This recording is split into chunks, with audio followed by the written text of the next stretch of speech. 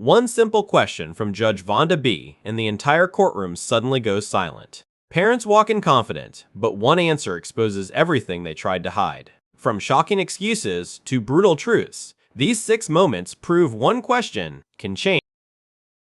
You all may be seated. Okay, Miss Doug, you brought this case before the court. What's going on? Okay, Judge. Well, I'm bringing Tim to court today because he's not taking care of his children, his responsibility, and I need help. So I'm requesting for child support. Alright guys, this case starts off like a lot of child support disputes. A mother claiming she's carrying everything alone, and a father saying that's just not true. But within minutes, the story takes a wild turn. Receipts, social media, and even nightclub spending are about to become evidence in a courtroom. And the judge? She's already listening carefully because something here isn't adding up. Responsibility, what do you mean by that? Financially? Is he not picking them up? He's because not, you know, that can mean a lot of things. Exactly. So he's not picking them up. I'm having to pay someone to go pick the kids up from daycare. Okay. You're paying them, you said? I'm paying out of pocket. How much are you paying? Approximately $200 a week. A week? Yes. Okay. There's 3 different schools that they have to go to pick up the kids, daycare and after school care, and he's not contributing. Okay. I also carry the kids on medical. All right. How much is that? Medical is $250. Right away, the financial pressure becomes clear. $200 every week just for transportation, plus medical coverage for 3 children. That's a serious monthly burden for one parent to carry alone. In family court, judges focus heavily on documented expenses like these because they show the real cost of raising kids. But the big question now is simple. Where is the father's contribution? Oh, he can pay for it? Oh, Judge, he has money. Okay. Yes, he has money. He's in a club every weekend throwing, I have receipts. Okay, what kind of receipts do you have? Screenshots from Facebook, Instagram. I mean, I'm blocked, but I have family members that follow him. Just telling all your business. First off, that's cap. What? Excuse me? I'm sorry. But I'm just saying. No, what did you say? That's a cap. That's cap, yeah. She doesn't have on the cap. Cap means that's lying. She's lying. Oh, okay, yeah. This that new age stuff. That's that new age. How you spell that? C-A-P. C-A-P, exactly like a regular cap. Exactly. Now the courtroom tension shifts. The mother claims the father has money. Not just money, but money to spend freely at clubs. Screenshots, social media posts, and family members watching his lifestyle are suddenly part of the story. In modern courtrooms, digital evidence like this can reveal spending habits that contradict financial claims. And the judge is clearly intrigued. No, it's fake what you talking about. Oh, okay. Well, we'll get to Tim. Tim, we'll get to you in just a minute so I can hear about all this capping that she's over here doing, okay? Let me step back. Okay. All right. Now, I mean, he said it's cap. He said you were not telling the truth. Is that true? He's being untruthful. Okay. Is that a screenshot you have right there? Yes, ma'am. Like, okay. It's a screenshot, several screenshots of him in the club. The strip club, might I add. Okay. Throwing money on the stages. Interesting. Okay. Yes. Stacks. Chains, everything, Judge. So this moment adds a strange twist. The father immediately calls her claims cap, meaning lies, a slang term the judge even pauses to understand. But beneath the humor, there's a serious legal point. If someone is accused of avoiding child support, the burden often shifts to them to prove they are actually helping financially. And so far, that proof hasn't appeared. So give me the backstory of this relationship. Like, you all just did not wake up one day and decided that you can't get along, and you're saying he doesn't financially support the kids. How did we get here? Well, Judge, I should have known better. What do you mean? I met him at the club. Oh, okay. So the same club that he's throwing correct. the money at, you were there too? I was at the, yes. Was he throwing the money at you? No, I was just there as a patron. Yes. And Mr. Tim. You know I spent about $2,000 on her that night. Okay, well, we'll get to you in just a minute so we can hear about seriously, Tim, this throwing of money. Well, then comes the backstory, and it's unexpected. The couple met in a nightclub, and that same environment is now being used as evidence in court. Sometimes relationship history matters because it shows how finances and responsibilities evolved over time. What started as attraction and nightlife eventually turned into 3 children and a complicated co-parenting situation. More off than on, and I need help with these kids now. They're growing. How long have you all been off? Right now it's been about 2 years. 2 years, all right. 2 years too long. Who do the children live with? They live with me Okay, all right. Okay. because we don't know where Mr. Tim lives. So Okay, well, we're going to get that from him in just a moment. All right, is there anything else you want me to know before I move over to Mr. Tim? not at this moment, Judge. Okay, all right. Now, Mr. Tim, give me your last name because I don't just want to call you, by your first name, No. unless you prefer me to call you Mr. Tim. No, it don't matter. Hall. 2 years separated, 3 children living with the mother, and the father's living situation isn't even clear. That alone raises red flags in family court. Judges want stability and accountability, especially when kids are involved. If one parent cannot clearly show where they live or how they support their children, it weakens their credibility fast. I mean, No, what part she's capping about is me not taking care of the kids. okay. I'm a firm believer. I take care of mine.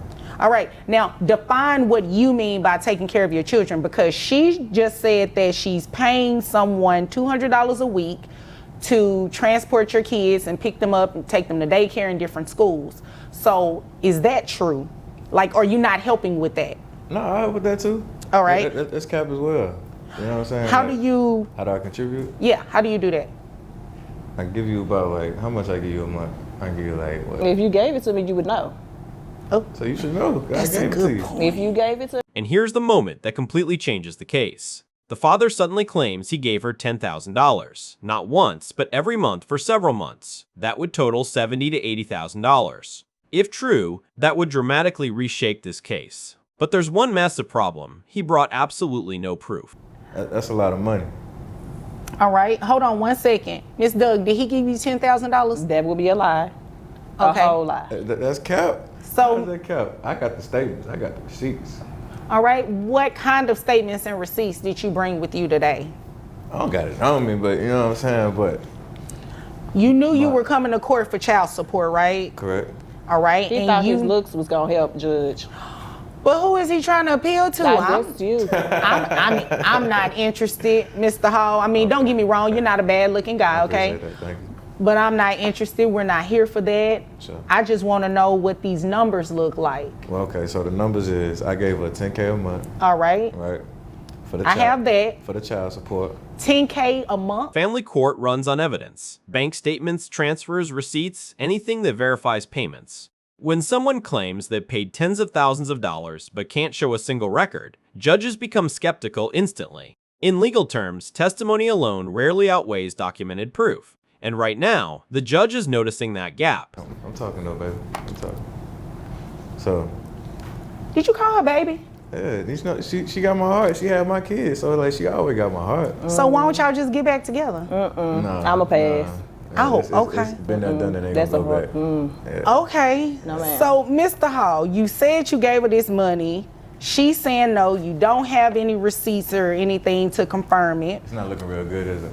It's not. What do you do for a living? I'm a rapper. You're a rapper? Okay. And how much money do you make? I make about like 200,000, but it's like that's whenever taxes and everything is deducted. She on my neck about payments and you know what I'm saying, stuff like that. I get about at least 30,000. You know what I'm saying, to myself that I can use for myself and what I want to do. So you Which is basically- throwing it in the club. Which is throwing it in the club, of course. Mr. You know what Hall, I'm saying? So Mr. she's Hall, taking all my money. Mr. Hall. Yes, ma'am. I may look young, but I wasn't born yet. Now the financial truth begins to surface. The father admits he makes around $200,000 a year as a rapper. That's a major number in a child support hearing. Income is the foundation used to calculate support obligations. And once that figure is stated under oath, it becomes extremely difficult to walk it back later. But here's the thing. The though. math ain't mathing. Here's It's the not. thing though. She takes a chunk out of my money. Then you gotta understand too. I got a rap career. All So right. I put a lot into that, so that way I can feed mine. Don't do that. Don't do that. We trying to put on a good show for these people. Well, no, you don't. That's the thing. You don't have to put on a show for anybody. I don't need you capping right now, okay? That's what you said, right? That's what you said she was doing. So I don't need you to do that to me. I need you to be honest with me, because you paying child support is going to be based on the evidence that I hear. And as of right now, you haven't said anything or provided me with anything that would totally go against what she just said. You said you're giving her all of this money, $10,000 for 7 to 8 months. That's between $70,000 and $80,000 roughly, right? Right. That's a lot. It would be enough. However, testimonial evidence is... The judge makes something very clear here. The math isn't mathing. This is a phrase that perfectly summarizes what she's seeing. On one hand, the father claims large income and flashy spending. On the other hand, he claims limited resources when it comes to supporting his children. Courts are trained to recognize this exact contradiction. Suggest that you make less, as well as suggest that you've given her $70,000, $80,000, then we will consider it at that point. But today I can only go off of the evidence that I heard. You don't have any type of 1099s or anything to show that you're paying other people any expenses, anything like that. This is my expense right here.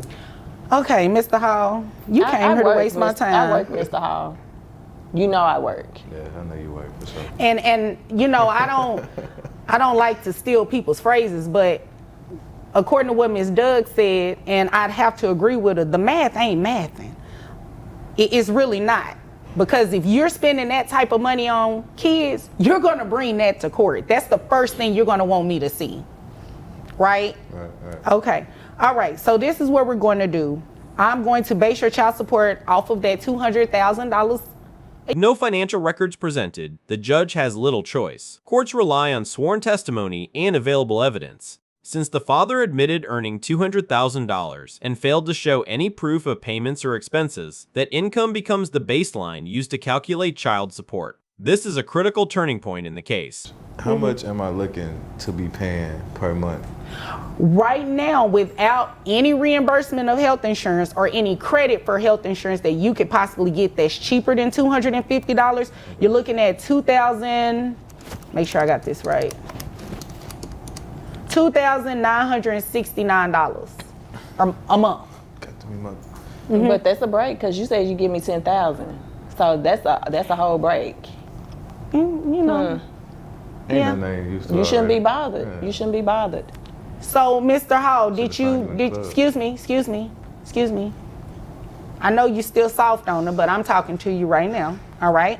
So, did you have access to health insurance that would be cheaper than $250 a month? Yeah, I can get some. Okay, so this is what we're gonna do. It doesn't change your child support amount really at all. So what we will do, instead of you paying her $250 a month for reimbursement, I'll give you credit of $100. Oh, okay. But you have to enroll the children in health insurance within the next 30 days. If you don't do it within the next 30 days and she comes back, you'll be paying her the $250 reimbursement. We'll be back, Judge. No, Okay. We'll be back. Well, that has nothing to do with me. All right. So your child support amount will remain at the $2,969. You know, of course, like I said, that's depending on you getting the health insurance. If not, that number will go up. Okay. Okay? Well, we probably gonna see you again. Okay. You're gonna see me again because you're gonna do what I'm suggesting, right? That's kept.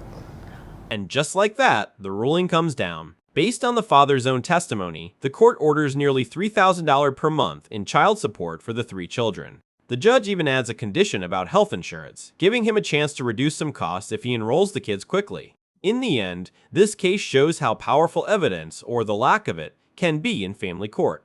If this courtroom moment surprised you too, drop your thoughts in the comments, hit like, and subscribe for more real courtroom drama.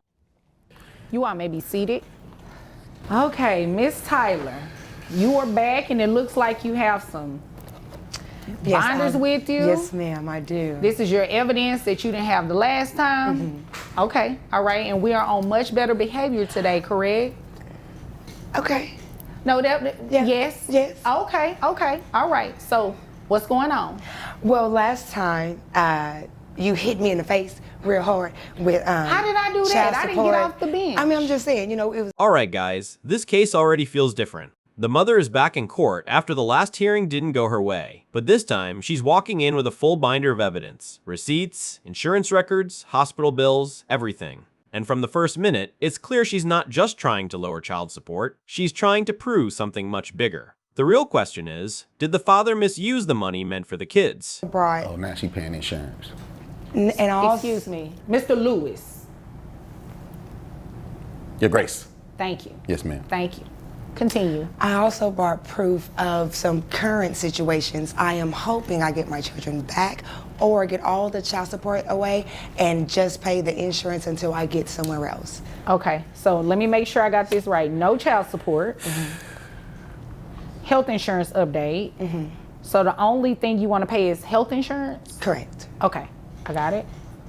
Now listen carefully to what she's saying. She claims she's been paying $750 a month in insurance while the children were living with their father. In family court, this kind of proof matters a lot. Because once someone shows documented payments, the judge starts asking a very serious question. If one parent is covering these expenses, what exactly is the other parent doing with the support money? All right, with you, I'd like to show you the insurance information. Okay. I explained that I have been paying $750 the entire year that my children have been with him, and here are the receipts from that. All right. Just 2 weeks ago, my child, Fire, was rushed to Thank the you. hospital because Mr. Lewis, interrupt she's me. speaking. She's speaking. he left them at home alone, and she burnt her arm on the stove trying to cook noodles. And I have the medical bill for that here, and it shows that I paid that as well. And then the case suddenly takes a disturbing turn. The mother says one of the children was rushed to the hospital after being left home alone. That's not just a financial dispute anymore. That's about safety and responsibility. If a parent receiving child support isn't properly supervising the kids, the entire purpose of that support comes into question. Also have a letter here. So sorry I have all these documentation. But I also have a letter here from his brother stating that yes, I have been picking the children up like I'm supposed to, which is every week, three times a week, which is Wednesday, Thursday, Friday. He got And really one day- creative with this letter. I did. I wanted to make sure it was all facts and that you could read it and it comes out exactly how it needs to be. But also it states in there how he lives with his mother now because the money that for child support is not being used for housing. They got evicted, so now they live with his mother in his little old shack in the back where the dogs and the Now she introduces a letter from the father's own brother claiming the kids are living in poor conditions.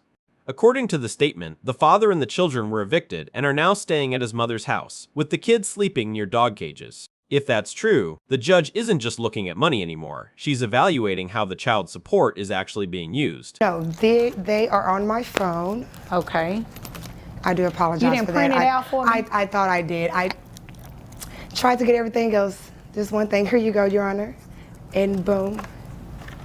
Here are all the receipts. Now, I know you don't expect me to read everything in this binder or the No. highlighted portions for me? Yes. Okay. Yeah, can I interstate for No, a second? you cannot. I need Interstate, Yes. like a highway? That's the word, right? Interstate. To come in while she... Mr. Lewis, Interject. no. Pipe down. As soon as I finish speaking with her, I will allow you to interject into our conversation, okay? Okay, thank you. Now, Miss Tyler, these Cash App receipts, they're kind of consistent with what he said. But here's where things get legally tricky. Some of the proof she's relying on, like Cash App payments, doesn't clearly say child support. And in court, that detail matters more than people think. If money is sent without specifying what it's for, the law can sometimes treat it as a gift, not official support. That one small mistake can completely change how the judge views the payments. You don't deposit no cash up. Done. You don't write memos like what it's for? Yeah.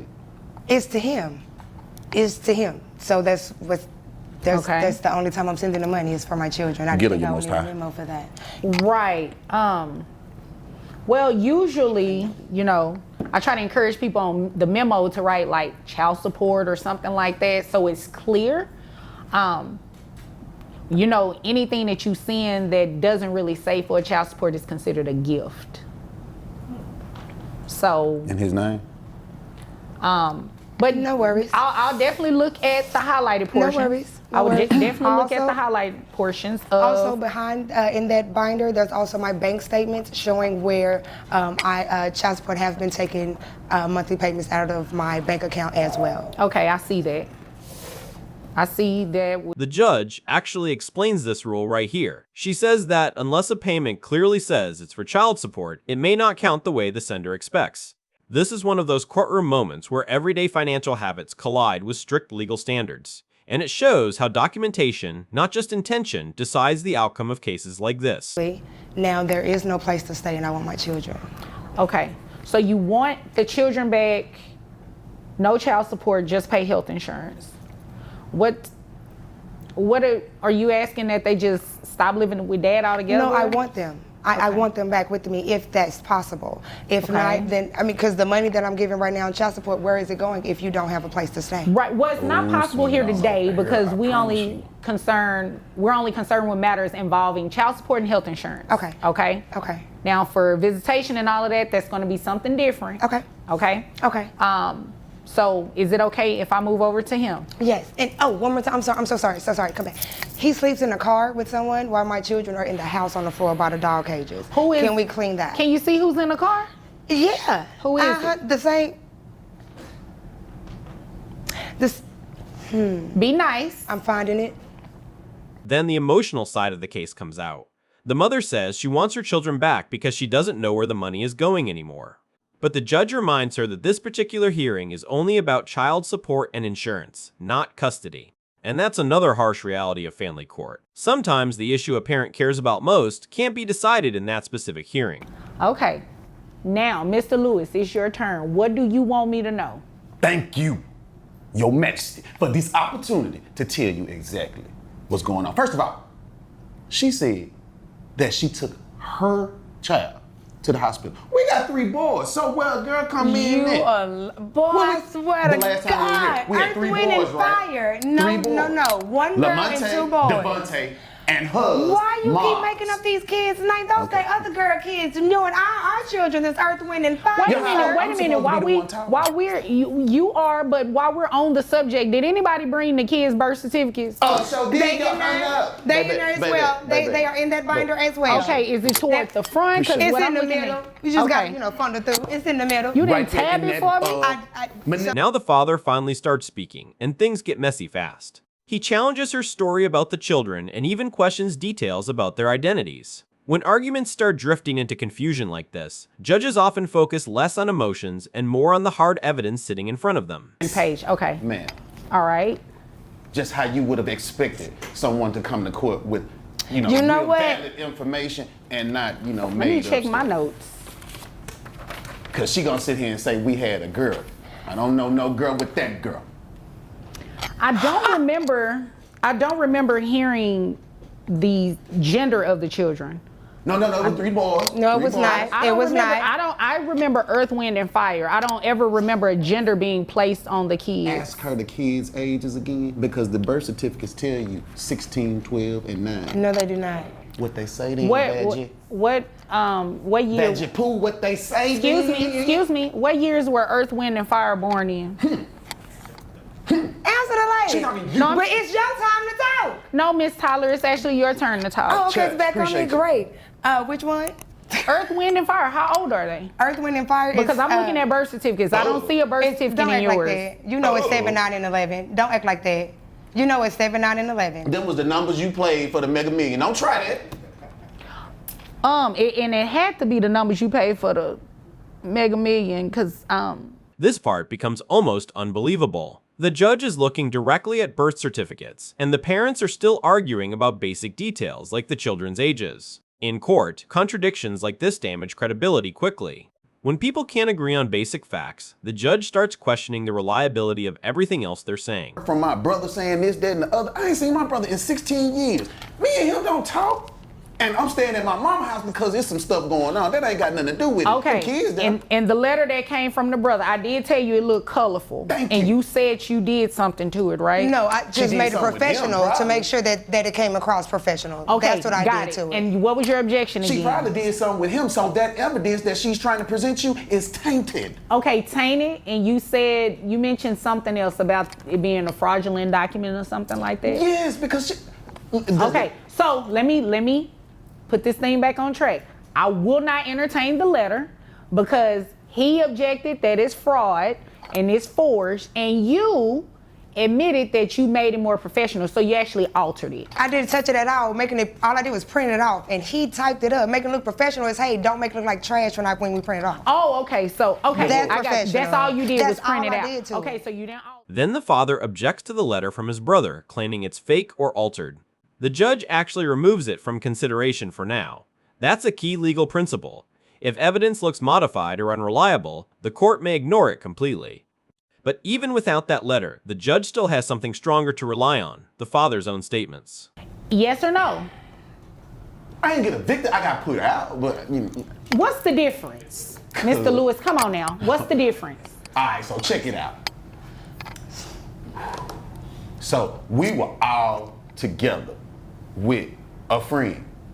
The friend happened to hear about this case and what was going on and the payment that we received behind our delinquency of child support and insurance. So they tried to up the rental payment that I was making, and I wasn't for that. So I just took them kids to Disney World and stuff.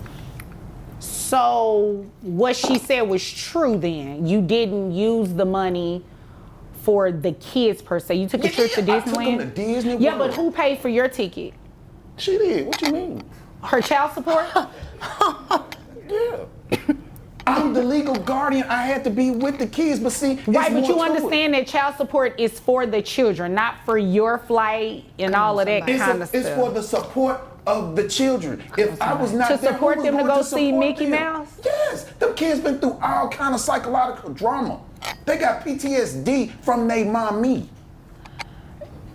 From me? Yeah. Oh, there's no way PTSD from me. Your attitude. Aren't you the one? stinks. Aren't you the one For that real, wake them it up and then stinks. want to give them milk and water mixed in their cereals? What's wrong with that? What's wrong, Your Honor? What's wrong with giving You would not be kids feeding my water children when we don't cereals have with little milk and water. Better what you Okay. feed them. So the answer to my question is yes, that you did get evicted. So where are the children living? We are staying with my mother at this Okay, present so time. that is also true. And here comes the turning point of the entire case. Under questioning, the father admits he was forced out of his home, and even worse, he used some of the child support money to take the kids to Disney instead of paying for housing. Vacations aren't illegal, but when they come at the expense of basic stability, judges take that very seriously. Have you already moved? Not yet. In 2 weeks. Okay, so you're planning on moving. With my money. So you waiting on the Is deposit from that me? a yes or a no? You plan on moving? Yes, ma'am. In I- 2 weeks. I plan Okay, on- so this is what we're going to do. I'm going to grant her request, and I am going to stop the child support, because if you move, that means she does not get to see her kids like she would see them now. So the child support will be stopped, and you will be ordered to continue paying health insurance. Oh, When- so You already plan to move. your You already- backslide, your toy buddy. She didn't tell you that. Excuse me, Miss Tyler. You ready? You already about to move. And who, ma'am, you were a witness last time. You're not up here today. Okay, thank you. Now, you are already planning to move. All right? So that's a material change, don't you think? You move, you've admitted to using the money for reasons outside of the children. Yeah, no. So she is not going to be paying you child support anymore. Now, if for any reason you decide to come back, if there is any reason you decide to come back, maybe we can address it then. But she does have also sufficient receipts. There are some receipts that say the 55. She was given 55, but it also shows where she's giving you $500. She's giving you $125. It doesn't matter. At the point of it is, Do she it have my admitted. Cash App name on it? She It admitted, does. yes. You sure? I can't say what it says, but yes, it's you. Thank you. Yeah, that's me then. Yeah. Okay. You know what I'm saying? Like that. All You right. already know that. So Yeah. that's what we're going to do. I made my ruling. You're going to keep paying health insurance. Before you stop, I need you to do this. With us moving, I don't want Veg's money or her insurance money. You can have the kids or not. We out of here. That's what I just wanted to make sure you knew. We out of here. Your Whether she Honor, pay or What not. does that mean? Wait a minute. Hold on. What does that mean? We leaving. We going to the California. Okay, so the kids going with you, or they're going to stay here with She Miss might can keep Tyler? fire if that's what she want to call. That little girl named Mark. So after hearing everything, the receipts, the contradictions, and the father's own admissions, the judge makes a major decision. Because he's planning to move out of state and has already used some of the money outside the children's basic needs, the court stops the child support payments going to him. However, the mother will continue maintaining health insurance for the kids. This case shows something powerful about family court. The truth doesn't always come from the loudest argument. Sometimes it comes from the details people accidentally reveal. If this courtroom moment shocked you too, drop your thoughts in the comments, hit like, and subscribe for more real courtroom drama. You're welcome. You all may be seated. Okay. Miss Miller, is it Miss or Mrs.? Mrs. Mrs. Miller, you brought this case before the court. What is going on? This is my Future son's daughter-in-law. baby mama. Future Okay. daughter-in-law. And Tracy. So Tracy leaves the kids with me and didn't come back to check on the kids. Alright guys, this one gets messy fast. A future mother-in-law drags her son's fiancé into child support court, claiming she dumped 2 toddlers on her and disappeared. But within seconds, it becomes clear this case is about more than money. It's about control, family tension, and a grandmother who may have brought her anger to court before bringing the full truth. Didn't leave any clothes. She didn't do anything. Tracy says she works all the time. That's what she tells me. Okay. That's where she is. So she hasn't done anything with the kids. Okay. And they're small kids. They're 3 and 4. I'm trying to deal with a 3 and 4-year-old while she runs around and does whatever Tracy decides she wants to do. Okay. Is her name Tracy? Yes, Tracy. Tracy, I guess is what it is. It's Tracy, Judge. Okay. It's not that hard. It's just Tracy. Oh, okay. So special. She's very special. According to your son, I am. Ooh. Okay. Tracy, He just what has is- bad what's taste your in last women. name? The grandmother's story sounds serious at first. 2 small children, no food, no clothes, no support, and a mother who supposedly just ran off. In child support court, claims like that can hit hard emotionally. But judges don't rule on emotion alone. They listen for details, consistency, and whether the facts actually support the legal claim being made. Okay, now, Mrs. Miller, Yes. you said she dropped the kids off and go do, how do you know the things that she do? She claims she's working, but she claims she has no money. I'm trying to figure out how that works. How do you work but have no money for your children? I mean, I'm confused because I don't understand that. How long have the children been with you? 6 months. 6 months, and who dropped them off to you? She did. Okay. Tracy did. I'm assuming the two of you don't get along. She's not my favorite person. No. Oh, okay. No, she's really not. She's really not. I mean, well, why is that? I just don't, curious. because she lies. She's not taking care of her children. She tricked my son into having children with her. I did not just trick don't- your Now the judge starts pulling on the real thread here, communication. The grandmother says the mother works all the time and has no money, but most of what she knows seems to come through her son. That matters. In family disputes, secondhand information can distort everything. And already, the judge seems to suspect this case may be built on assumptions more than actual agreement. Their relationship. My son tells me things. Right. You then- only get it, hear me out, you're only getting information from your son.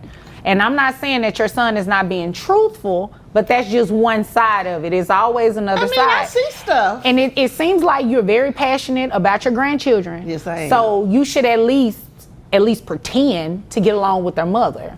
I mean, she did drop the kids off to you, so she must trust you, right? I don't say anything bad about her. Wait a to the minute, wait a children. minute. She did trust you enough to drop the children off to you, right? Or yes, or she had no one else. Well, but Okay, but even still, with having no one else, she could have put the kids with somebody that she really didn't know. not But my she- grandchildren. She That's wasn't. my point. She trusted you enough. This is where the courtroom dynamic shifts. The judge points out something simple but powerful. If the mother trusted the grandmother enough to leave the children with her, then this relationship wasn't as one-sided as it's being presented. That doesn't erase conflict, but it does weaken the idea that this was some total abandonment. Trust, even strained trust, was clearly part of the arrangement. How you objected? Wait, she has the right to object. Both of you can object. Oh, you I didn't know represent that. yourself. Okay, that's good to know. Okay, now I'm listening. Now, what so is I your can objection? object. That's not true. Okay, what is your legal objection? That it's not true. All right, so that's not a legal objection. Not an attorney. So it doesn't matter. She watches court on Zoom, so she is learning how to represent herself. Right, right. Let's not knock anyone for That's trying true. to represent themselves. That's true. not a legal objection, unfortunately. So I'm going to allow her to keep speaking, okay? Okay. Okay. The grandmother tries to object, but the judge shuts that down quickly. And this is an important courtroom lesson. Saying, "That's not true," is not the same as making a legal objection. You can feel the frustration building, but procedure matters. The judge is making it clear that if you bring someone to court, you need more than feelings. You need a legal basis. Communicate at all about why the children were being dropped off to you?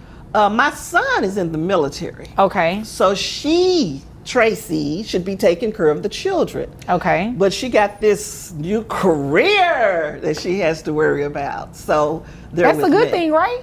If it'll keep you away from your children, no. Okay. No. And you said 6 months they've been with you. Mm-hmm, 6 months. Was there a discussion about it being a temporary thing, or was it just permanent? Temporary. You told me it was going to be temporary? I told your son it was going to be temporary. You didn't tell me it was going to be temporary when you dropped him off. Okay, so I see. Now we learn the son is in the military, and that changes the whole emotional landscape. The children were left with grandma while the father was deployed, and the mother says this was supposed to be temporary while she worked and traveled. That's huge. Because if this was a family arrangement made during deployment, then this may not be child support neglect at all. You do not have to act like that, okay? I don't. I Now, apologize. when we first started talking, you said she was your son's baby mama, and I believe she said they were engaged or fiance or something. Nah, they ain't. So couldn't it be that your son doesn't tell you everything? She got a ring on. I mean, I then, thought I heard her say that. So you got money to buy a ring. No, but your you ain't got son- money for the kids. Your son bought But you me took a the ring. You should have said, no, give my mama the money give your mother the money for the babies. Is it my turn? Okay. No, but you is- put the ring on so you can Mrs. flash Miller. it. Flash Mrs. it. Miller. Flash Mrs. it again. Miller. Flash it again, girl. Mrs. Miller, it's a beautiful ring. Now, is there anything Sure else is. you Look want like me it to costs know? a little money too, don't it? And it sounds like that's a conversation you need to have with your son on another day. Is there anything else you want? Then the personal resentment starts spilling out. The grandmother isn't just upset about the children. She clearly doesn't like her son's fiancé. The ring, the engagement, the relationship, all of it starts coming into the courtroom. And once that happens, the judge can see the danger. This case may be less about child support and more about unresolved family bitterness. In the military. I'm sorry. I should have had some water before I sit down. I apologize. He recently joined the military and he's deployed right now. He's probably going to flip out when he finds out what his mom has done by bringing me to child support court. So he doesn't know that. no, he doesn't know yet. Oh. Well, he doesn't know. I haven't been able to talk to him yet because he's on deployment. So unless she told him, my understanding is he doesn't know. I just got these papers handed to me like maybe 2 weeks ago, a week and a half ago. To be here. Yes, and I've emailed him, but I haven't got a response yet. He has limited access right now while he's overseas. Okay, so it is indeed a fact that you dropped the children off to grandmother 6 months ago. Yes, so the court knows I'm a influencer and I hate. Now the fiancé finally gets her turn, and her version changes everything. She says the father knew, agreed, and helped arrange for grandma to watch the children while he was deployed and while she tried to grow a travel content career. That doesn't sound like abandonment. It sounds like a temporary support system. And if that's true, this filing starts looking very weak. Don't get paid a lot. Mostly they just kind of cop the expenses and stuff while I'm growing my channel. Before he deployed about 7 months ago. And he did not want me to give up my growing career. I'm starting to get a lot of traction on social media.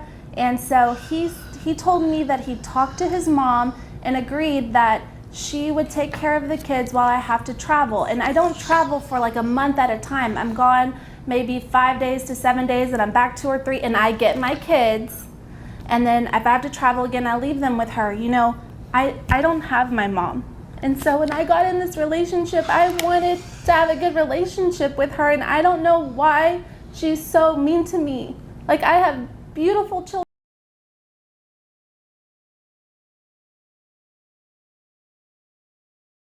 The judge does something smart here. She slows the case down and translates the real-world situation into legal terms. The mother may be an influencer or content creator, but the job title itself doesn't matter. What matters is whether there was an understanding between the parties. Was grandma helping by agreement, or was she forced into raising these children alone? That's the heart of the case. Okay. So if she's not willing to help us, like, you know, my fiance said, I'll take them back, but she doesn't talk to me. And I send them with food and groceries when I have to travel. It's not like, you know, not to mention treats. That ain't not no to food. mention my fiance, when he's here, we live together. We're happily together. My fiance pays, she's on our phone plan. She, my fiance pays like some of the bills at the house and stuff. So while it's not maybe coming from me directly, it's from our household. Okay, I Because understand. we're getting married. When he gets permission for leave, we're going to be married. Whether she likes it or not, whether she's there or not, we're going to be married. Okay. I see what's going on here. It sounds like a lot of miscommunication going on, not only between she and her fiance, well, not necessarily between the two of them. I believe that based on what she just said. And now the bigger picture comes into focus. The fiancé explains that the father still pays some household bills, helps support his mother, and that groceries are dropped off when the children stay there. So while the support may not look traditional, money and help were still flowing into that household. That makes it much harder to argue that she received nothing at all. You know, trying to sort things out with military and Yeah, a he job. said why she started her little career. Okay, so That you need to watch. You know, I was gonna have the kids. so you agreed, and I believe there is. But 6 months. Do y'all have anything you want me to look at? Because I see that you have documents over here. I see that you have. Looks like you just No, I have just notes. have my notes, Your Honor. I have the email that my husband, my almost husband, sent to his mom. Could you stop saying that? And you have his should email get address, used to don't you? it. Don't you check his email? So you probably sent that email. But how do you know? Thank you. Because that's the kind of person she is. Come on, And Mrs. so Miller. The email Thank states you. like if she could watch them while I travel, and you haven't heard her deny. I get them when I come back. It's never for longer than 5, maybe 7 days at a time. And if she wants to How complete, much money Ma'am, have you please given let toward this? See how she talks? See, there's the real Wait, her. wait, There's the real wait. her coming out right now. No, Go ahead. no, Don't no, stop no. that crying. Just No, keep no. going like Hold that. Hold on. 1 second. 1 second. This is the turning point. The email gets read, and it appears to confirm exactly what the judge suspected. The grandmother knew this was temporary and agreed to help. That one piece of evidence cuts straight through all the emotion. In child support court, if someone knowingly agreed to care for children under a family arrangement, they can't later rewrite that deal as abandonment just because feelings changed. You keep interrupting That's her. 'cause she be lying. She did it to you too. So I can't just say that you're 100% at fault. You both are doing it. I don't see how y'all are going to be able to work together with these children if you can't even get a word in. Now, in this email, See, she interrupted I mean, you. it is very clear what the intentions were. It is very clear that this was a temporary situation and you agree to help them. She wrote that email. I agreed. I agreed to keep my grandchildren because I didn't want anybody else to That's have what them. the email says. I agreed. I did agree. I did Okay, agree. so I'll take that. Mrs. Miller, I don't like to tell people what their intention. And that's where this case finally lands. The judge denies the grandmother's request and dismisses the case because the evidence shows this wasn't a mother dumping her children and vanishing. It was a temporary family arrangement made while the father was deployed. But what really made this case explode was the personal tension underneath it all. Hurt feelings, mistrust, and family resentment turned a private conflict into a courtroom battle. If this case stunned you too, drop your take in the comments, hit like, and subscribe for more courtroom drama like this. You're welcome. You all may be seated. Okay, Miss Mercy, you're back. Yes. What's going on? Well, And he's here. Okay, all right. How you right. doing, Your Honor? I'm doing great. How are you? Doing well. Good. Thank you for showing up for court. Thank you. This time. Yeah. Listen, he showed. Alright guys, this one starts with tension immediately. Mom is back in court, and this time the father actually showed up. But instead of a simple child support update, this hearing quickly turns into a battle over social media, hidden income, and who's really being honest. What begins as a money dispute starts feeling a whole lot more personal, and the judge sees that almost instantly. Okay, now, let's go. What's going on? He just really doesn't like the child support payments. I'm still having a hard time getting a hold of him. We discussed visitation and like shared custody. He's not picking the kids up on his days, but he's out on social media, story going wild. Okay, so why are you back here today? I guess I'm a little confused. Are you trying to make him pay more? Yes. Okay, the last time you were here, you brought in some receipts that really didn't prove that he made more money. The mother says he's still not fully showing up for the kids. Not on visitation, not on consistency, and not emotionally. But then she drops the real bombshell. She's back because she believes he makes more money than he admitted before. In child support court, that matters a lot.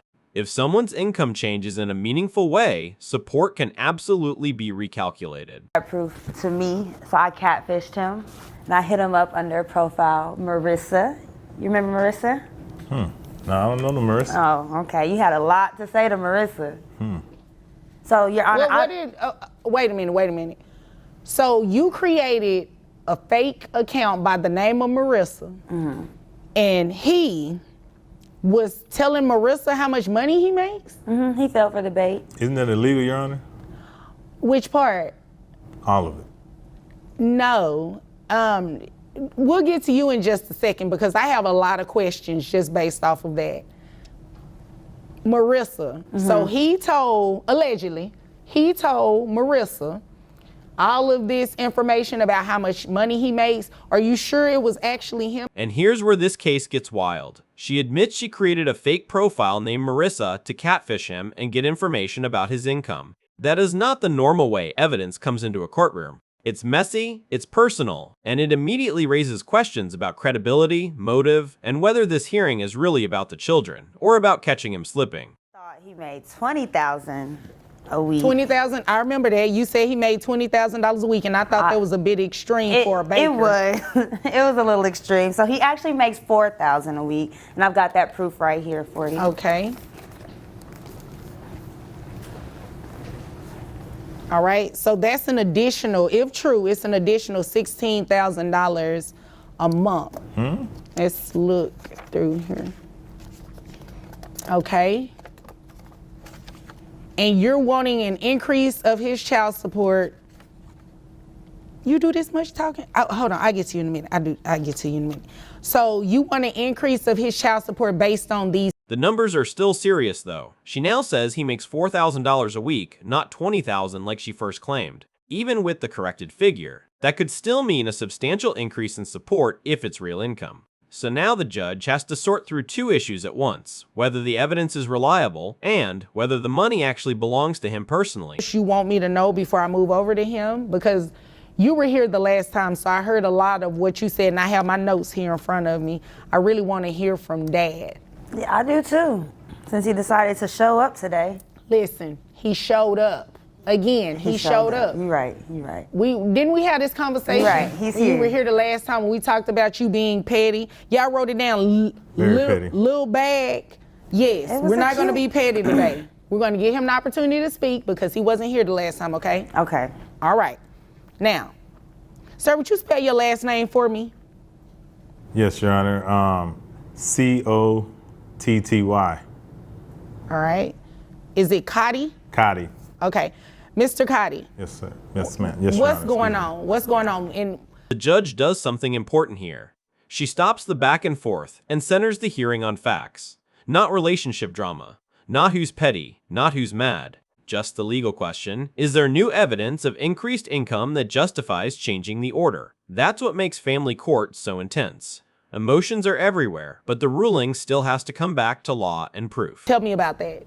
Your Honor, I'm a local rapper. That's how I do shows and stuff. Okay. Concerts, YouTube, my Spotify, that's how I make my money. It all equals out to about $60,000 a year. Okay.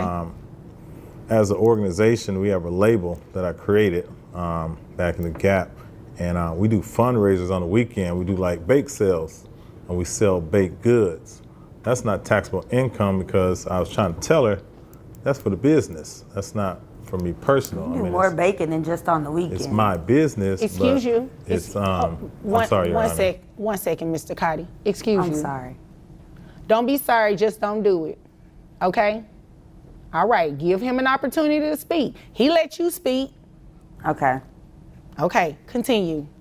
Yeah, so we bake goods. Now the father explains his side. He says he's a local rapper making around $60,000 a year, and that the extra money on social media is tied to fundraisers and baked goods connected to his label or business. That distinction is huge. In support cases, not every dollar that passes through a person's world is treated the same. The court has to decide what counts as personal net resources. Correct. Fundraiser. All right, so not personal. Yes. Is it under any type of LLC or anything like that? Sole proprietorship. Okay, all right. Now we're getting somewhere. Okay. He's saying that that money is not going to him personally. It's for a business. She know about the label, Your Honor. Do you know about the label? I know that they have a name. It's a yes or no. I don't know. Yes, but no. Don't hate. Just say Okay, it. what does that even mean? Yes, but no. They're like a group of people who give themselves a title, but are they a legitimate label? That I don't know. She's been to the concerts, Your Honor. Front row. Right, but me and my homegirls, we call ourselves something and we're not a label, so. Okay. But then the judge corners him with a simple point. If your assistant is posting income numbers on your behalf, and those posts represent your operation, then you can't just pretend they mean nothing. This is where a lot of people lose credibility in court. They want the image of success online, but when support gets recalculated, suddenly that money becomes complicated. No, Your Honor, I just go to the hospital when I need to go. Can you get access to health insurance coverage? Because right now you're reimbursing her $150 for coverage. I thought they ended Obamacare.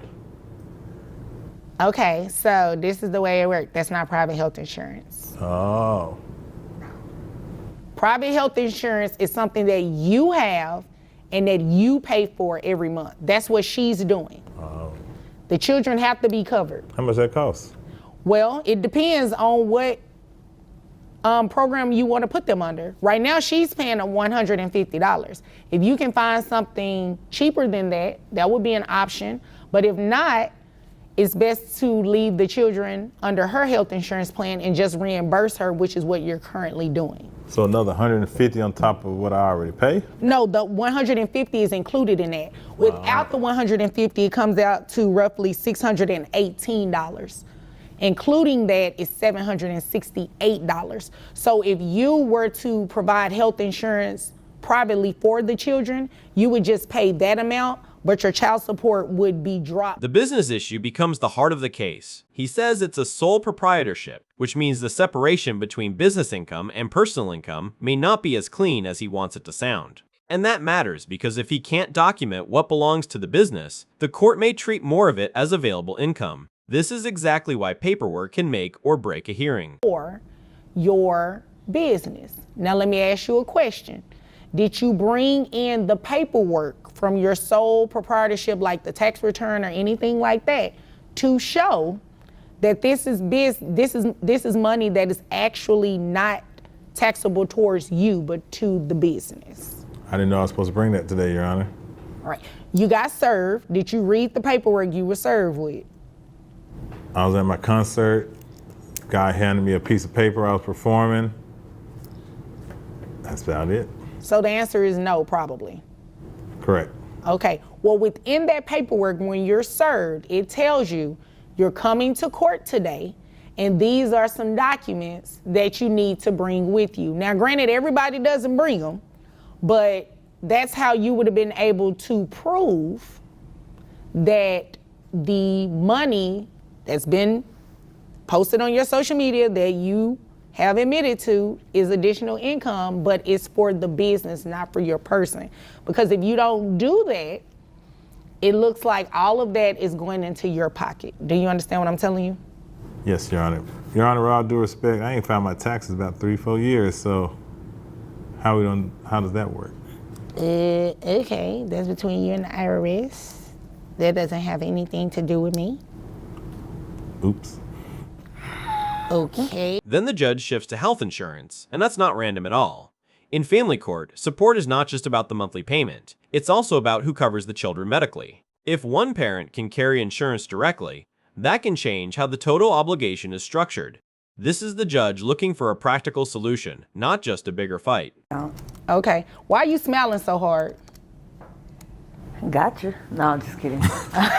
Got him what? Finally to show up and take care of his kids. That's all I've been asking. You know what?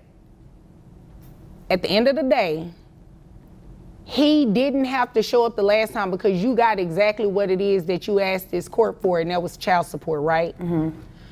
Excuse me? Is yes, right? Yes. Okay. So what you're not going to do is antagonize him. You got exactly what it is that you said you needed for the children, and that was for him to take care of his kids. Now, if there's another reason that you're upset, then let it be for that. But he did exactly what he was supposed to do. He came back to court. Even though he fumbled around with it, he eventually told the truth, okay? So you got exactly what you wanted. So why are you being mean to him? Why are you being petty? Sorry, it's just a lot of built up emotion. Because she's single, Your Honor, that's all. Huh? She's single. Oh, so that's what it is. It's some hurt feelings because you bought that little bag. A little jealousy. You heard what she said, talking about the catfishing. That's all we hear. How many can she keep bringing me back here, Your Honor? The short answer is yes. As long as she has new evidence and it triggers a material and substantial. And now comes the biggest legal weakness in his case. He brought no business records, no tax returns, no documents proving that this extra money belongs to the company instead of him. Once he admits he hasn't filed taxes in years, the judge's patience drops fast. Because in court, if you want the law to treat your income a certain way, you need records, not excuses. Not that. I just thought a smooth 1,000 would be substantial. You for thought both 1,000? of the kids together. Oh, so 2,000 each. No, 1,000 total. Oh, 1,000 each, 2,000 total. I mean, that'll work too. Okay. So yeah, this is what we're going to do. I have the authority to base his child support off of that additional money, right? However, you also admitted that you know about the business. So you know that that additional money is related to his business, right? His baking business. Yeah, the baking business. You know that, right? So the fact that you know it is kind of disingenuous for you to come in here and act as though you didn't know it, because it doesn't look like you're no longer coming in here for the benefit of the kids. It looked like you just want to come in here and stick it to them and get more money off of them. But the judge doesn't let the mother off the hook either. She calls out the smiling, the catfishing, and the built-up emotions behind this case. That's a major moment. Because now the courtroom sees the deeper truth. Yes, this is about support, but it's also about resentment, control, and unfinished feelings. And once personal motives mix into family court, everything gets more complicated. No, these kids are very expensive. No, I don't disagree that children are very expensive. However, you can't play with unclean hands. Toxic. You know, excuse me. I'm sorry, Your Honor. Excuse me. Now, I got on to her about being petty. Let's not do that. My bad. I apologize, Your Honor. Don't be sorry, just don't do it. All right? So, you can't play with unclean hands. You come in here, you say he didn't show up to court, he's not taking care of these kids, and you know about the baking business. You know that it makes additional money on the side. So this is what I'm going to make him pay child support at that higher amount, because based on what he said and based on what you said, it's not income for him personally. It's income for his business, okay? So what we are going to do though is have you carry the health insurance. Now you said you can get access. You don't have access to it right now, but you can put them under a health insurance plan? Yes, Your Honor. All right, so put them under a health insurance plan. I'll give you credit for $150. So we'll just leave the child support alone. Boom. It'll stay where it is. It'll stay at the $768 amount. Okay. In the end, the judge lands right in the middle. She acknowledges the father's additional business-related money, but she does not increase the child support based on it, because both sides already knew that income was tied to the business, not clearly his personal pocket. Instead, she keeps support at $768 a month and shifts the health insurance responsibility to him with a credit adjustment, so nobody really walks out with a huge win here. What this case actually exposed was dishonesty, pettiness, and how fast child support hearings can turn into emotional warfare when both sides stop playing fair. If this case stunned you too, drop your take in the comments, hit like, and subscribe for more courtroom drama like this. All right, ladies, you may be seated. I'm Judge Brian D. Woodard, and ma'am, you brought this case before me. Matter of fact, before I get started on anything, I see your both last names are Campbell. Yes. If I'm not mistaken. So what is your first name? Kelly Campbell. Kelly Campbell. Yes. And you, ma'am? I'm Rochelle, but you can call me Ro. Okay, Rowan and Kelly. Kelly, okay. Yes. Kelly Rowan, let me go there, because if I forget it, because Rowan Kelly. All right, so let's get started. So go ahead and tell me about this. My name is Kelly Campbell, the best project manager the city has to offer.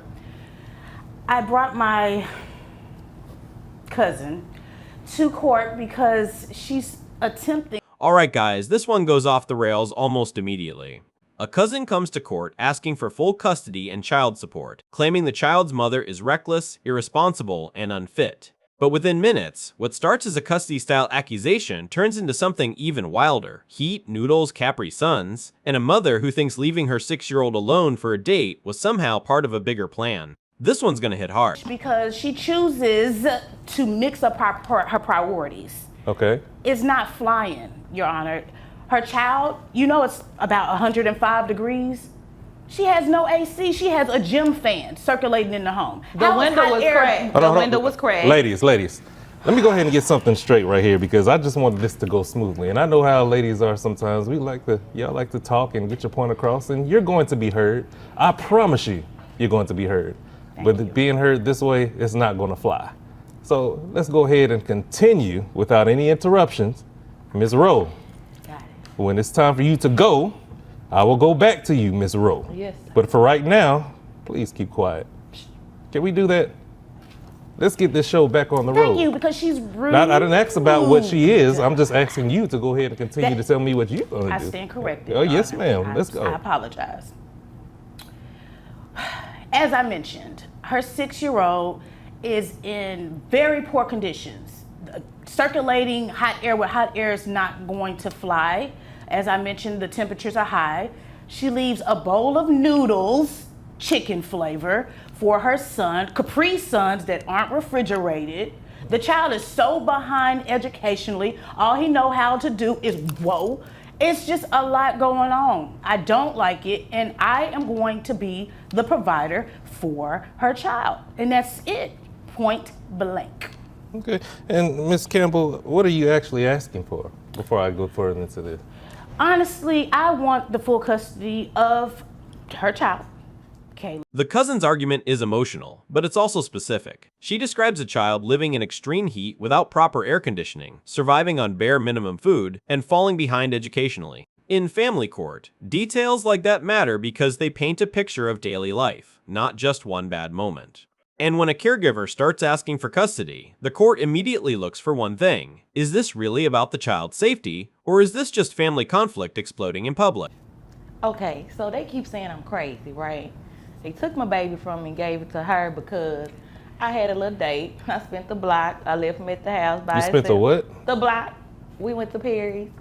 Me and his, he was tall, dark, and handsome. But I was gonna bring him a pork chop special back. So I went on this little date, left him at the house by himself. I gave him some noodles, a Capri Sun, and they call themselves saying, oh, you can't leave the baby at the house by himself. I'm like, look, he was good. It was just for like 2 hours. I was gonna be right back, and I was gonna bring him back. Wait a minute, how long? Like 2 hours.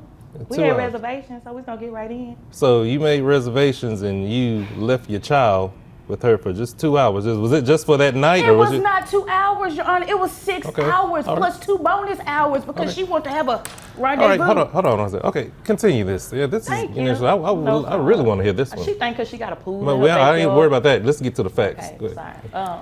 So I spent the block, ran to the Perry's with the fella. You know what I'm saying? He was fine. Okay. So look, I'm trying to get him a stepdad.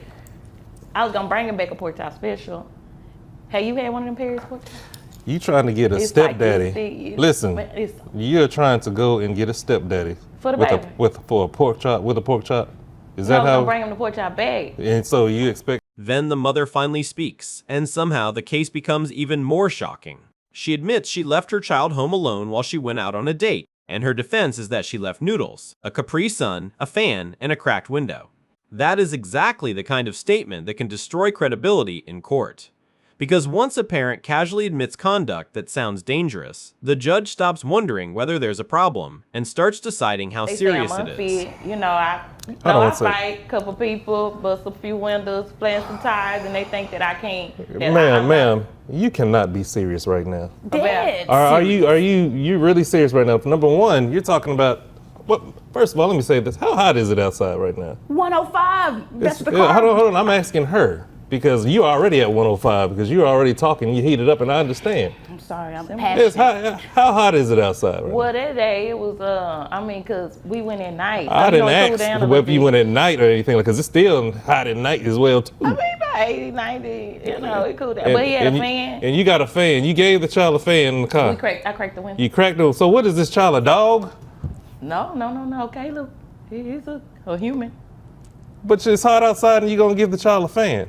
And then what And else? Capri Sun. And a Capri Sun. Two. Now let me ask you something. Would you want a hot car or a hot environment and somebody to give you a Capri Sun? No, I was at. This is the moment the judge's patience breaks. He compares the child's living conditions to being treated like an animal, and that reaction matters.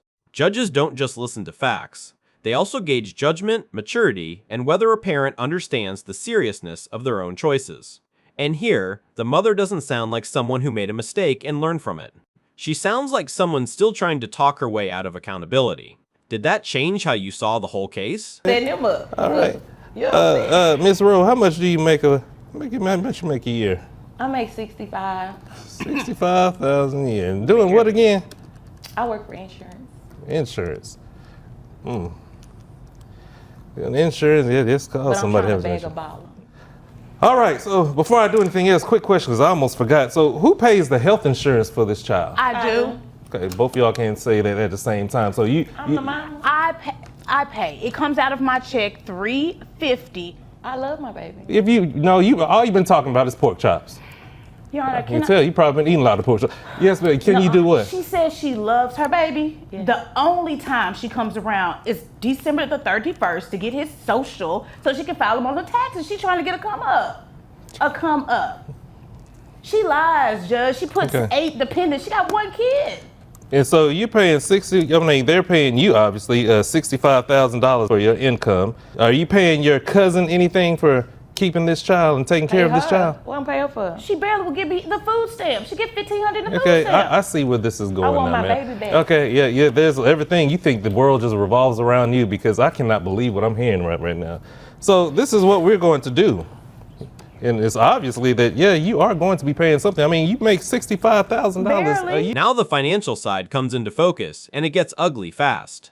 The mother makes about $65,000 a year, yet the cousin says she hasn't been properly contributing while the child has been living with her for over a year. That changes the case completely. Because once a relative becomes the day-to-day provider, this is no longer just about bad parenting decisions. It becomes a support issue. And the court has to decide whether the person doing the work is also the one being left with all the expense. Obviously, this child is going to need to be taken care of because, you know, everything in life is just ain't free. You just can't drop your child off and let somebody else take care of it. I Thinking, didn't drop him off. she's taking care of your child. I want him back. She's taking care of. Okay, so how come you just now coming to court and saying that you just want him back? What happened to the past year? I've been saying I want him back. She keep dragging me through the mud. Dragging The you judge through. zeroes in on I'm one very brutal sick. question. I go to the Ma'am, I'm train. just One going to her say child this, back but so you're bad. talking about Why caviar or not something take like this that. one back? Obviously, you have other reasons. So That this is question what we're cuts going to do. straight So to you're all the excuses. Are you? In court, Judge, if you didn't have the hold on, right ladies, to They say say they ladies, love their ladies, hold child on. and want custody. Because we're not going to go But there. if their Y'all actions sound like show my long family during periods of Christmas time. absence or instability, the judge will weigh that heavily. What So, would you Miss, have done if you Ro were in the Campbell. cousin's shoes after a year and a half You of see, you carrying make everything? $65,000 a year. Okay. You paying by your cousin $350. Your gross is $5,417, and 20% of that, with your net, is $4,401.57. Your high rim, 100 plus. We're gonna add that $163 to it. So basically, you got to pay something. You can't just let your cousin take care of all the business while you're thinking all high and mighty with pork chops and caviar. Hold on, wait a minute. Hold on, before we get to that, let me go ahead and get this before I forget about it. So, yes, you're going to pay. Okay, and the thing is, you're going to pay $1,043 flat. Nothing more. This is where the law takes over. The judge calculates support based on her income and the fact that the cousin has been the one providing care. He's not rewarding family drama here, he's assigning financial responsibility. And that's a key difference viewers often miss. Child support is not punishment for being messy or immature. It's about making sure the child's needs are covered by the parent who has the legal duty to provide. Nothing less. But you need to be at home with if you wanted your child back so bad, it shouldn't have taken this long. Okay, you shouldn't be out there with the man eating pork chops and caviar while she's up there taking care of your child and not getting a dime. Am I mistaken about that? None of the coins, silver or copper. So before you have anything else to say, that is my decision. This case is over with. This is adjourned. You have my answer. All right, ladies, you may be excused. In the end, the mother is ordered to pay $1,043 a month, and the judge makes it painfully clear why you cannot leave your child with a relative contribute little or nothing, and then acts surprised when the court steps in. This case wasn't just about one bad decision, it was about a pattern of priorities that didn't center the child. If this case stunned you too, drop your take in the comments, hit like, and subscribe for more courtroom drama like this. You all may be seated. Mr. Thornton, Yes, ma'am. you're back. How are you doing? Oh, not as well as I'd like to. Okay, all right. You brought this case before the court. What's going on? Well, Your Honor, there's been some significant changes in Alright guys, brace yourselves for what's about to unfold. This case walks into the courtroom looking like a simple child support request, but within moments it reveals something much heavier. A father is raising a troubled teenager alone, facing legal bills, medical costs, and insurance complications after a police chase incident. Now he's back in court hoping the system will step in and make the other parent share the financial burden. But here's the twist. The law doesn't always respond to hardship the way people expect. my situation. And as you can see, Ms. Hernandez is not here today. And I have custody of the boy, and I have been, making our arrangement payments to her. Okay. But since the boy has come to stay with me, he's gotten himself into a lot of trouble. Okay. What kind of trouble? Well, he's been burglarizing some residents and Right away, the father's frustration becomes clear. He's explaining that his son's criminal trouble and the resulting accident have created massive medical and legal expenses. From his perspective, it feels only fair that the mother should help cover these costs. But family court doesn't always operate on fairness alone. It operates on legal agreements. And the judge is already remembering something critical from the past. The parents themselves once agreed to no child support at all. he was in an accident due to a police chase. This is AJ, right? Yes. Okay. And Ms. Hernandez refuses to acknowledge her responsibility to help me in covering some of these costs. I mean, the medical costs are quite extreme. My insurance is refusing to pay because it was a criminal act. In fact, they're probably going to drop me. Okay. The judge begins breaking down the real legal issue here. Even though the situation sounds serious, courts cannot simply change a support order because circumstances feel difficult. There has to be what the law calls a material and substantial change. That usually means a major shift like the child moving homes, a big income change, or new educational expenses. Without one of those clear legal triggers, the judge's hands may be tied. even if the situation feels unfair. If I remember correctly, you guys agreed to no child support during mediation. Yes, ma'am, we did. Okay. And since that time, nothing has really changed with the living arrangement. AJ still lives with you, Yes, ma'am. and you still have not been paying child support. You've been making the back child support payments. Yes, ma'am. Okay. Other than AJ getting in trouble, what else has happened? Like, what has changed? Well, she has moved out of state, quit her job, so her insurance no longer covers him Okay. in that aspect. And, the court costs, fines, and due to that act. This moment is where the emotional weight of the case really lands. The father believed the mother moving away and losing insurance coverage might qualify as that substantial change. But from the court's perspective, the core arrangement never actually changed. The child still lives with him, just like before. It's a powerful reminder that mediation agreements carry real legal force. Once parents agree to something in court, undoing it later can be far harder than expected. Impossible Okay. for me to, But AJ was double insured by both of you, right? yes. Okay. Here's the issue. In order to modify any type of child support situation, whether you receive child support or you don't receive child support, there has to be what's called a material and substantial change. That means that AJ's living arrangements would have had to have changed. Something about his educational expenses have changed. Something about mom's income would have had to have changed. But in you guys' case, you agreed in mediation to no child support. So to go from no child support to receiving child support, you would have to fall in one of those categories for a material and substantial change.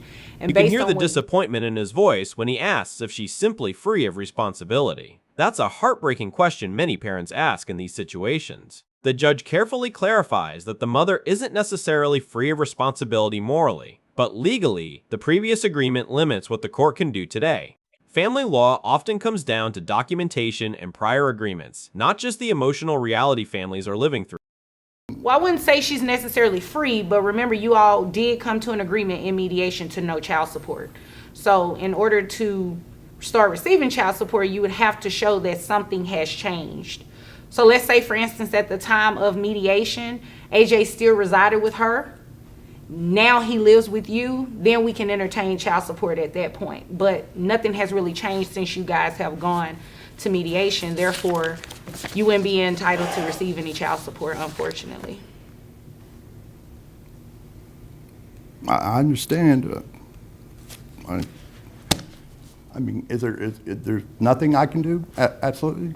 As far as I'm concerned, no, there's nothing you can do. Yeah. All right. Thank you. Okay, Your is there Honor. anything further? No, ma'am. Not at this time. Okay. That's about it. Okay, well, if there's nothing further, you're dismissed. Thank you. You're welcome. So in the end, the judge dismisses the request, not because the father's struggles aren't real, but because the law requires a specific type of change before modifying a support agreement. The mediation decision they made earlier still controls the situation today. Cases like this remind us how important those agreements can be years down the road. But what do you think? Should the court have found a way to help this father, or did the judge follow the law correctly? Drop your thoughts in the comments, and if you enjoy breaking down real courtroom drama like this, don't forget to like and subscribe for more.